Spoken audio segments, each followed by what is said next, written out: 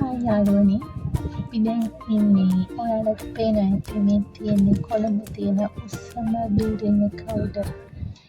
ඒ මොකද ඒ තමයි නෙළුම් කුළුණ. නෙළුම් කුළුණ ඉඳ ඉඳලා හොඳම තියෙන විදිහ තමයි මේ. බලන්න ගොඩක් තියෙන්නේ අඩි 1500ක් ඉහළ. ඔයගොල්ලන් පේනවද කෝච්චියක් එන්නේ?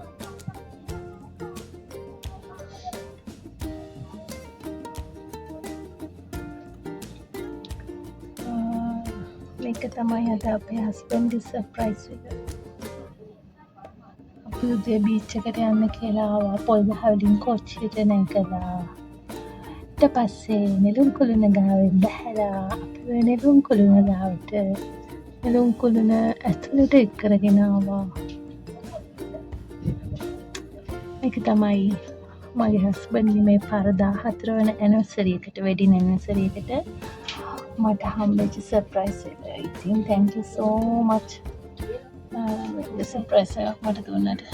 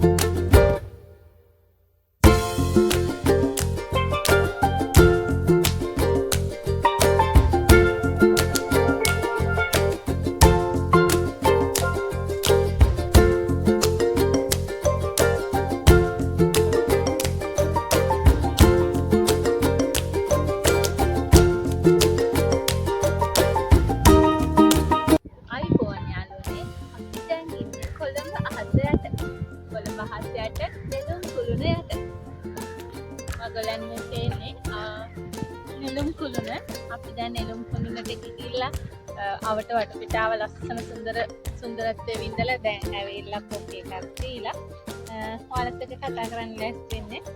ඉතින් මේක අපේ හස්බන්ඩ් සහ මගේ දුව දෙන්න ප්ලෑන් කරපු දෙයක්. මම දැන් හිතියෙත් නැහැ ඇත්තටම. අද උදේ අපි ආව පොල්ගහ වලින් කෝච්චියේ දෙන්න මාස නිසා කෝච්චියෙන් වෙනසකටත් එක්ක කෝච්චිය ඇවිල්ලා බීච් එකට යන්න තමයි ආවේ. නමුත් හස්බන්ඩ්ගේ ප්ලෑන් එක තිබිලා තියෙන වෙන දෙයක්. එයා අපිව සර්ප්‍රයිස් කරන්න එකන් ආව නෙළුම් කුළුණට. මම මෙතන වෙනකන් දැනගෙන හිටියේ නෑ ඒ විදිය. ඉතින් නෙළුම් කුළුණට ඇවිල්ලා අපි නෙළුම් කුළුණ ආරම්භුවා. තට්ටු 29ක් ඉහළට ගිහිල්ලා පෙනෙන අවසාන ස්ථානයේ දක්වාම අපිට යන අවස්ථාව ලැබුණා. එතනදී නෙළුම් කුළුණ නැගලා කොළඹ බවට පයන හරියට තමයි ඒ දර්ශනය ඔයගොල්ලන්ට දකින්න පුළුවන් වෙයි. අපි ඔයගොල්ලන්ට ඒ දර්ශන පෙන්නන්න. ඇත්තටම හරිම ලස්සනයි. මේ සුන්දරත්වය විඳින්න ඇත්තටම හේතු වුණේ 7 වෙනි මාස 2 වෙනිදා කියන්නේ අපිට ගොඩක් වැදගත් දවසක්. ඒත් මගේත් මහත්තයාගේත් විවාහ සංවත්සරය. මේ අපේ 17 වෙනි විවාහ සංවත්සරය. ඉතින් ඒ වෙනුවෙන් තමයි අද අපිට මේ වගේ සර්ප්‍රයිස් එකක් දුන්නේ. ඉතින් අවුරුදු 14ක් පුරාවටම ආදරෙන් එකට හිටියා. දැන් අපි දෙන්නට දරුවෝ දෙන්නෙක් ඉන්නවා. ඒ හැමදේමත් එක්ක එදා විදිහටම නොවෙනස් ආදරයක් මට ලබා දෙමින් මේ වගේ දේවල් කරනවට බොහොම ස්තුතියි.